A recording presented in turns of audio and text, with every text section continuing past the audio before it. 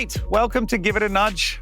Delightful to meet you. I'm always particularly excited when I get to interview someone I've never met before and I actually don't know anything about their story because it looks even more authentic on the show. Sometimes I actually know the answers to some of the questions I'm going to ask, but I don't know anything about you. So this is going to be good. This is going to be really interesting. I'm excited. So thank you for joining us. Thank you for being another virtual guest in this wonderful world we're in. Why don't we start by just giving the viewers a quick overview of FullStory and what they do and where your role sits within there? Yeah, absolutely. Thanks so much for having me. FullStory sits in a category called DXI, another fun acronym for everyone in the MarTech industry. It refers to a digital experience intelligence platform. And really that's all centered around perfecting the digital experience. So I am fortunate enough to lead our APAC sales team out here. We're soon to be a team of 11. And really it's all about finding a wide range of customers across all industries that are moving into digital as a core key focus of their business and their identity, and ensuring those friction points are illuminated and they're offering the best experience they can to their customers. All right, talk to me about digital experience. What does that could mean so many different things. What does digital experience mean to you guys? Absolutely. Here at FullStory, we really see that as any interaction from a digital standpoint. So whether it's across an app with a banking platform, whether it's across customer support on a chatbot, whether it's a website where you're trying to finish an e-com transaction and running into some potholes there. It's really about like, what does your brand look like on a digital storefront and how are you communicating and interacting with your customers? Okay. And am I right in thinking the company is US based, right? And is it about sort of 8-9 years old? Am I right in thinking that? I did do a tiny bit of research before today. Very well done. Yeah, we kicked off in 2014 out of Atlanta, Georgia. Yep. When I started, it was sitting just after a Series C investment at around 200 people. We're now 300 plus, right. 3,000 customers and offices across EMEA, APAC, and of course, continuing to grow in the US. How exciting. And over here in Australia, how many have you got here? Yeah, so as of next week, we'll have 11, looking to grow to 20 by the end of next year. So wow. All systems go after I started a little over 2 years ago. Yeah, absolutely. And then is it outside of Australia, is it just the US or are you actually a global business? We're a global business. So we have a fully fledged team over in EMEA out of London, supporting every country that EMEA touches. And then in Sydney, the 11 people reside here, although we've got people in Blue Mountains all the way down to the South Coast in true remote life now with COVID, supporting the wider APAC market. Okay, cool. All right. That's good. That's nicely framed. All right, let's talk about you because that's what we're here to talk about. So tell me, as we have talked about just briefly before we started, you're about storytelling, we're about storytelling, so we should be able to come up with a cracking story today. So let's hear a little bit about your story. I can tell by your accent you're not from Sydney, so let's talk about your story, where you've come from and how you've got to where you are. I don't want to go back to like childhood, but, in terms of your sort of professional career and the kind of subject matter that will interest our audience, which are all about startups and scale-ups and that kind of thing. So give us a little bit of context around that. Yeah, absolutely. I won't go back to childhood. I think too many years under the belt for that.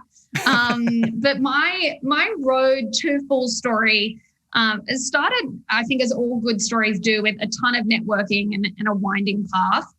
Although from an outsider's perspective, I've got 12 years in the digital and data space under wraps, but really that started off at huge Goliaths of Nielsen and Google.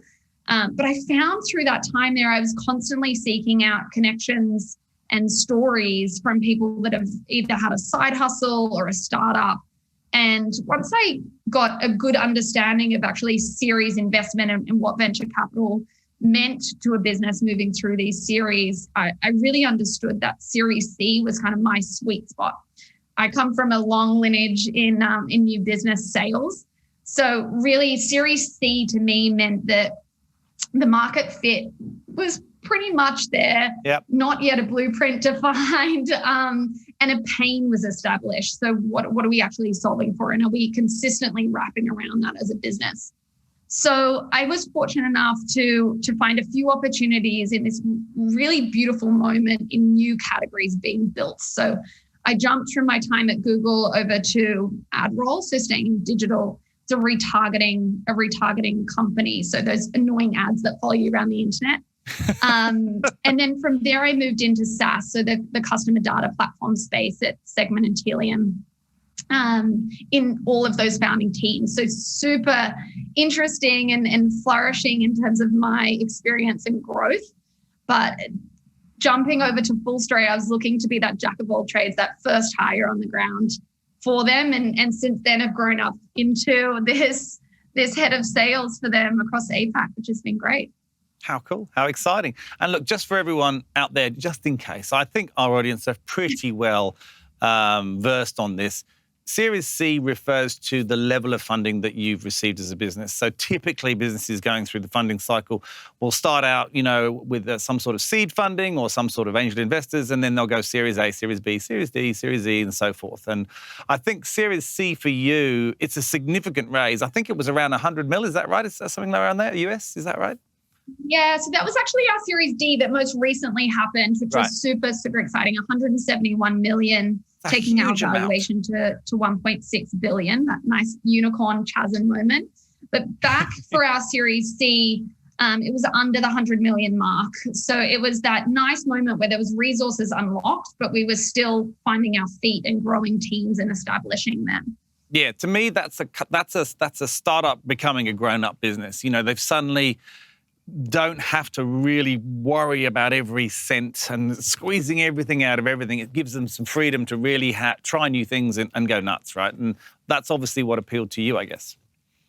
Yeah, definitely. Our CEO, Scott Voigt, speaks about it as two wheels on the ground for a car. So some other startups, whether they take a huge raise or they're not taking enough, it's like that car is just jumping over the lake with all wheels off the ground. We take quite a conservative approach. I mean, there's been over $1 billion now from a cap raise perspective invested in this DXI category in digital experience intelligence. And we're moving at a quite nice, sizable pace of that investment as we keep ticking up from Series A to Series D. Okay, cool. Now, let's talk about you talked a little bit about your journey. You mentioned, obviously, you worked at Google. I think you were at Google for quite some time. What in that career path has been the most difficult part for you? So I'm not necessarily, this can go either way, right? So it's either maybe a mistake that you made that was like, oh my God, but it ended up being one of the best things you ever did years later when you finally realized that, never at the time. Or what was probably the hardest struggle to get where you are in this position, which you're obviously incredibly excited about right now? Either or you can do both if you want. I'm easy. Got the on a silver platter for me. So I really think, from an outsider's perspective, as I said, my journey could look quite linear. I've been vendor side on the tech side the whole 12 years of my career in the digital and data space. But really, from a reflection point, I think I can clearly define those roles where I've been thriving and where I've been kind of surviving, if you will. Yep. So exactly as you said here at FullStory, I'm super excited about the resources we have access to, the team building and all of that good stuff. But coming back to your question, some of the potholes or the mistakes that I've run into really comes back to not doing enough due diligence around senior leadership and the culture that I was coming into and how do my gifts and gaps, more importantly, align to that. So some of the things there that I'm now looking for is a consistent framework to apply, just like all of these companies do with the employees that they look to hire, of me interviewing those companies. So it's a great way that I've now learned in reflection when I'm not quite gelling with leadership and culture, what that means and how can I make those lessons. I mean, I'm truly in the tech industry, so I never see those mistakes as not lessons learned and things that you can take away from them. But I think looking forward, it's made me build that framework. I mean, we interview some people that probably do more due diligence on the stocks that they buy than the companies that they work at, and they're investing 5 days a week of their time there. Thought? So yeah, it's been a great lesson for me to really, as I keep saying, do that due diligence.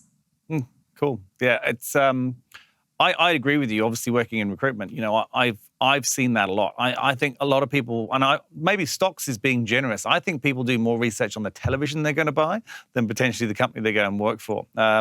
Which I've never really understood that, but I think when we are hiring people, you can tell the ones that have really done the due diligence on the company, and they're the ones you want to employ, right? Because they're really taking it seriously, and I think that's very important. Absolutely. I mean, we traditionally, as head of sales, are hiring sales roles or supporting roles to that. And so I want to know people's frameworks and due diligence that they're doing about their customers when they're selling to them. And I want to see that through the interview process. So it's also a great interview technique. Yep. Okay. So let's talk a little bit about COVID. We can't not, right? Because we're sitting here, you're on a screen, you're on about 5 different screens all around me actually, and I'm sitting here in a chair on my own in the studio, which is very sad.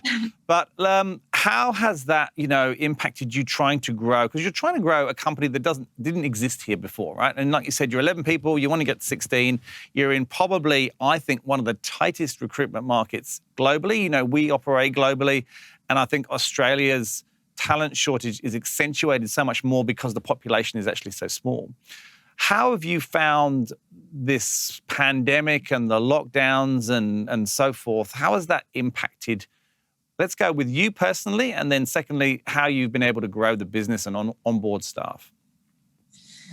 It's a really important question. I think particularly for hiring APAC teams, I mean, so often we've looked to hire people from the UK market, wider EMEA, the US, LATAM. I think, through my time at Google, I saw how important it was that those diverse mindsets and backgrounds all come together to get the best results. I'm a big fan of hiring a diverse team. And in Australia, as you said, the pool is very shallow. So for me, in terms of the impact that it's made to this team at FullStory, we're trying to ensure that the recruitment panel that we're putting together is bringing those diverse, we all come with biases, so ensuring that there's diverse biases coming to the table. But it's been challenging. Typically, we should take around 2 to 3 months to hire sales reps. Is taking around 4 months. It's much more impactful to reaching out and relying on your network. So I'm fortunate that I've invested in that and been working out of Sydney for my career. So I do have that network to feed into, but it's very, very challenging. Yeah. And what about you personally? So we met because you came on our work-life balance website, Balance the Grind, right? So I'm not sure, I don't think your articles it hasn't been published yet, has it? Not as yet. It's coming down the line. Yeah, you're still in the process of that. But that's how we met. And obviously that talks a lot about work-life balance. Now, we do a lot of interviews on Balance the Grind, and it's not something that I manage personally. It's managed by our head of content, but I see them all, and as I read them, I notice a distinct change coming through as we go up through lockdowns and through freedom, and this journey that we're all on. How has it impacted you and your and I haven't seen your interview yet, so I can't comment, but your work-life balance? These lockdowns. How has it impacted you personally? I'm interested to know how you found it. Is there any insight that you've gained about yourself? And lastly, I also want to know if there's any new exciting habit that you've developed, because some people are doing some really weird stuff now, and I want to know about this. Well, what a good question.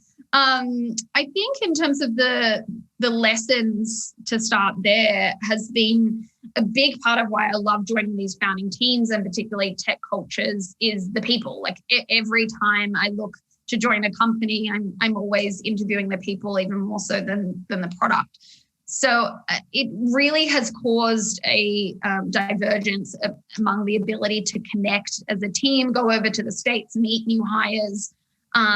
That connection becomes very difficult when you're on all day Zoom meetings and then do a team bonding session again on Zoom, and you've been in the same room doing the same thing all day, every day. So I think the groundhog concept is certainly something that I've reflected on. Yeah, 100%. I think as our team grows and evolves, we're trying to find unique and creative ways to connect. So something that we started to do is like, instead of everything being centered around like drinking and alcohol, as so often it is with Australians and Englishmen, that it's a very controversial comment, Kate, you've just thrown out there. We might have to edit that out. I don't know. That's sorry, carry on. It's true. That we're trying to connect over like not only like making pancakes and everyone trying to like deliver new and exciting like ingredients and processes. We've got a few engineers on our team that approach it in a fun, unique way, to then also like sharing that meal together. So that's, I guess, in halfway answering like some new habits that we've created. But for me personally, like I used to, before COVID, be on early morning calls, linking up with Atlanta over in the US on the East Coast. And now in COVID, I know it's absolutely business critical for me to either go for a walk, a swim, do a meditation before I kick off my day. Otherwise, keep coming back to I'm on Zoom all day in the same room all day. Where previously I was jumping into different client meetings, different client offices all day, every day. It's a big switch up for a salesperson. And I think we all need to have a more open, transparent, conversation about what that means to how much you're enjoying your job. Yeah, it's a good point. The thing and this is really weird, the thing I miss the most, and maybe it's because it's one of the few times, and I have kids and a family, and they're sort of teenagers now, and I'm very involved with them, and they're very involved with everything. I miss the commute to work because it's the only time I'm on my own. And I'm obviously in a people business and a sales role and interviewing, and I'm like you, I'm talking to people all the time, which is constantly Zoom, very much what we're doing today. But that drive to work, I used to love that drive to work. One, I would listen to podcasts, or two, I would like give it a nudge, or two, I would just have silence and I would think or whatever. And it was only probably about a week ago I realized that I was missing that time. I actually drove here today, which was very exciting. Unfortunately, it didn't take very long because there's no one on the roads. But just having that time alone in your car is actually quite a precious little moment. And I think, you don't realize that the things that you miss until perhaps you do them again once or whatever, because you just we've been thrown into this world. Absolutely. I mean, my partner and I are both in the sales world, and we have times where after some days we're just like, it's a silent night. It's probably not putting a great reflection on my great relationship, but it certainly is. You need that disconnect. You need that time alone, that silence to recharge. And salespeople, put everything into that personal connection and creating that and those relationships. And over Zoom, it's just that bit more challenging. We're finding, being able to tap champions on the shoulder and economic buyers just that little bit harder. So I'm all for some self-imposed silent nights. Absolutely. So tell me, when you're having these silent nights, do you just stare at each other, or do you go in different rooms? Or I'm kind of trying to work out how. Actually, maybe we should just leave it alone. But I'm quite fascinated by that. I'm assuming you have music or television or something on. You don't literally just have silence. It's just a no talking situation. That makes sense.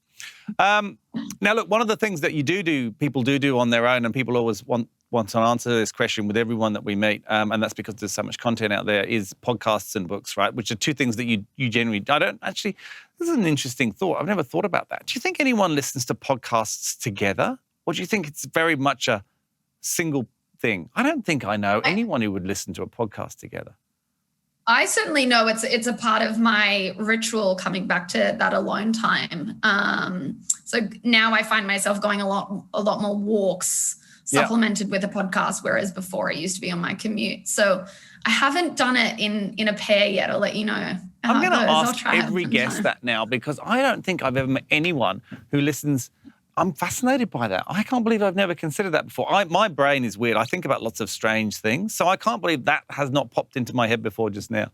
But anyway, back on track. So are there any particular podcasts or books, which is obviously something else that you do tend to do on your own, although some people do read to each other, but let's not go back down that route.